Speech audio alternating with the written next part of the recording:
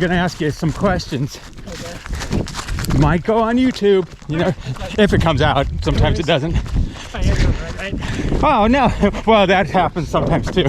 But Sure. well, one is I'm trying to do a series on pacing. Okay. I've never paced myself and never been paced. Okay. So, in your opinion, what are the most important parts about pacing? What should a pacer know? So for pacer, Yeah. to me is, you know, it helped. Well, I used to think you had to run with your runner before, because a lot of people, you know, who want to pace me, they also they want to run with me. But to me, that's not as important as just listening to your runner when you pick them up. You know, the first question I always ask them is, do you want me to be in front or behind you? You know, and some of them always want you in front, some always want you in back, some want to switch up as you go.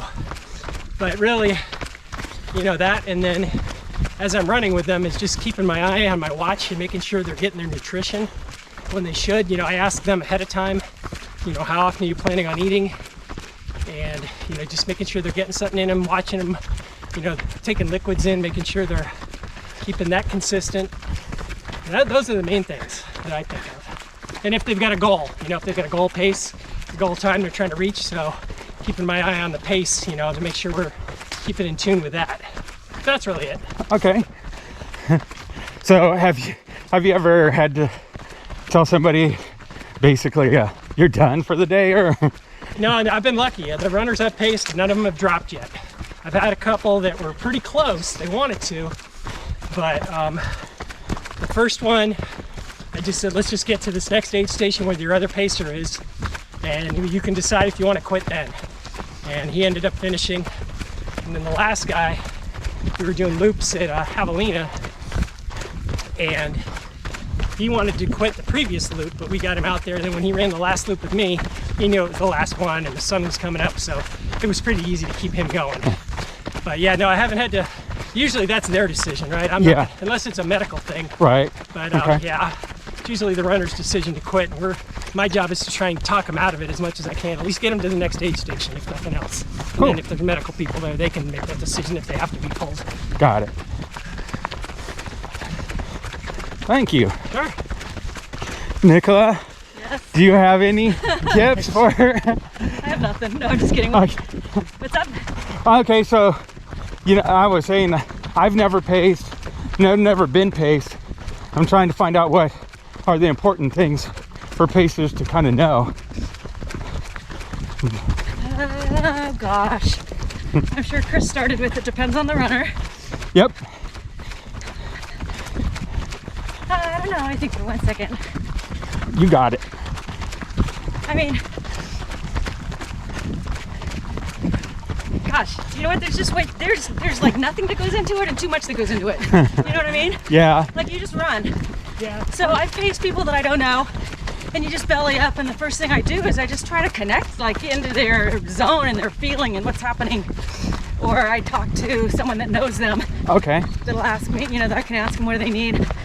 Because everyone's just so different. Right, like maybe some people need a lot of encouragement, and then Exactly. some people are all, don't talk to me. Yes, exactly. Yeah, okay. So you need to be able to read your runner At the time, right? Yeah. at the time, exactly, because it could change. I know really well, and thought I knew what they do like, and at mile 80, they're a completely different person. Yeah. You need to like stop asking them at some point because they lose their mind. But Chris was right about like you don't pull them; that's their decision or medical. Okay. You don't ever. You've got to just make them believe that they've got like 1,000 miles left in them. Okay. So your pacer's job is not to like I'll listen to them and I'll say, yeah, I do understand. This totally sucks. Totally get that, but we're gonna keep going. Like you don't want to I don't like to gloss over it like a cheerleader, but some people need that. Yeah. Like I'm not gonna go, oh no, this is so easy, it's so fun, rainbows and unicorns. But no, I just like there's so I don't know. There's just so much time with them. Right. I just I'd rather be good cop than bad cop. Yeah, me too. And I've done that. So maybe some people need bad cop. I don't like to do that. So I just like to kind of do the middle section and get them, and the bad cop can yell at them for the rest of the way. Right. I don't know. Okay. And I always went with like, the next aid station, let's just get there. If they're really feeling too. You can make a decision when you get there. Generally, they perk up when they get to the aid station, and Yeah. people there encourage them, and they don't want to quit. As long as you can get them by the next aid station, it's usually pretty good. All right. So I'm gonna keep going. So you as a runner though, you need to, I mean, like you have an ABC goal, right? Uh-huh. So you should have an ABC plan for your pacers. Mine was like, don't let me stop. But then if I do stop, this is what happens. Like, 'cause I know Chris knows that story where my crew was like, holy shit, she sat down. What are we supposed to do? Sorry, I'm swearing on your tape. I don't care. You can edit it. But just to know what you think you want going into it, and then kind of just different options. And the better I don't know, for me, the less someone knows me, the better. Because I tend to like lean on them and let my walls down and be all sad, Okay. So I do better with a stranger. And I can be like, oh no, I'm good. I feel great. So we'll see. I've had my kids out there and I just want to cry. Yeah. So Yeah, what is it about running that, especially when you're close to the end of a race, where you just get so emotional? yeah, right? I mean, because we don't, as humans, typically don't push ourselves that far. Yeah. So the only times you push yourselves that far are pretty emotional circumstances, right? Yeah. Pretty stressful. So you just taxed your body. Yeah. Well, I gotta imagine too. I mean, all the work, all the training you put in, all the hours you spent getting ready for that. Yeah. Gotta come through. I mean, I don't know, because I've never done a race that long, so I didn't hit that emotional wall. Yeah, but even like for me, at the end of a marathon, although I mean, I only trained for the marathons before, but and then the 50Ks, but man, I would just towards the end, I'd be so emotional. Really? Oh yeah. It's more like the sense of relief. I remember at Sam as well, getting to the 11 and be like, oh my God, it's right there. Yeah, because you can't allow, I mean, you can allow some of it to seep out, but you're holding most of that in. Yeah. For 24 hours, at least 10 of them. Right. And, I'm just so grateful by the end that I'm just so thankful for everyone that helped me and Yeah, I the think. training cycle. And then you get to just kind of thank everybody and Right. I don't know. That's kind of what I think it is for me, is that I think about all the help, like my wife, just putting up with my shit and, helping keep my clothes clean and feeding me and yeah. 7 hours on the side. No, Yeah. all of that. I mean, it's a solo sport, but it's a team freaking community effort, Yeah.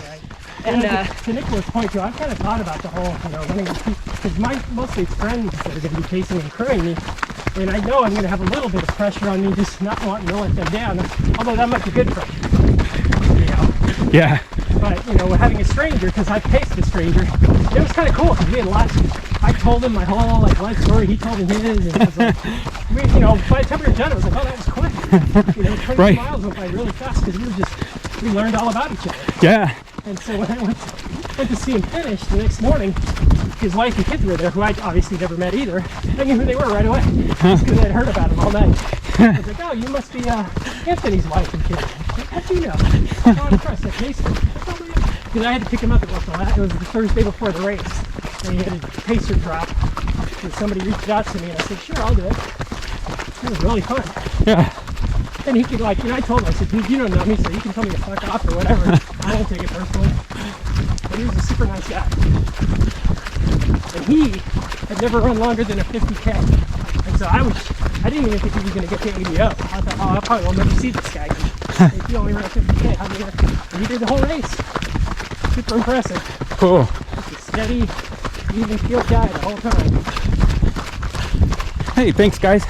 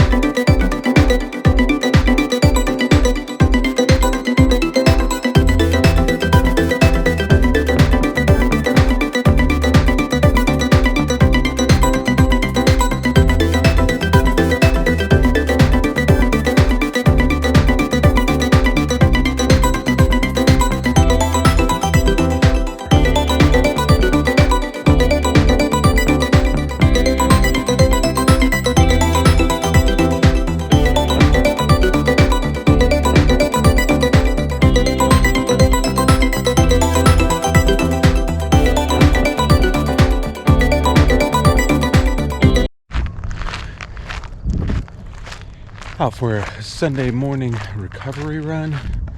Spectacular sunrise.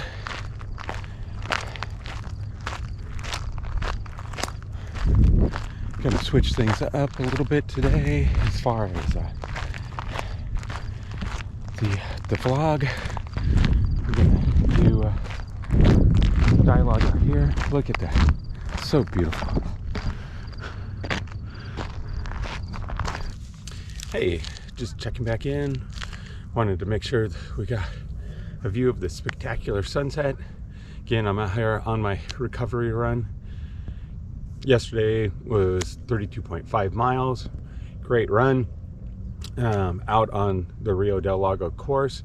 Ran with Chris and Nicola. Great run, great conversation. So, a lot of miles put in this week. Feel great. Just kind of trying to keep with the plan. Almost no smoke in the sky for us. Thank you so much, firefighters. You've done such a great and heroic job. Appreciate everything that you've done. Getting ready to do a 50 miler. Our friend Brett decided it would be a great idea to do an overnight 50 miler. So starting at Overlook, running out Corey up and around, then back down to Rattlesnake Bar, and then back up. Sounds like a horrible idea, but it sounds fun too. It'll be a really good training effort. This would end up taking the place of the 50-mile event that I was planning on doing. Don't really feel like spending the money, and I think this would actually be better because I do get experience running at night in a place where I'll probably be running at night if all goes well. So yesterday's run was right on target. I was in the like 14 and a half miles per minute, perfect to where I really want to be. My only real goal is to actually finish the race before the cutoff. Well, finish before the cutoff two. Those are my really only goals with the 100. I've never been there before. I don't know what to expect. I've actually never even been to the 50-mile point. So that'll be interesting too. I've built my confidence pretty well. I think I'm in pretty good shape to do it. You know, I think the biggest thing is, do your feet hold up? Do the muscles hold up? Right now it looks like it. I just need to get more rest and recovery, and I think I'll be pretty good. Pretty excited about it. So anyway, see you out on the trails. Have a great week. Thanks for checking in.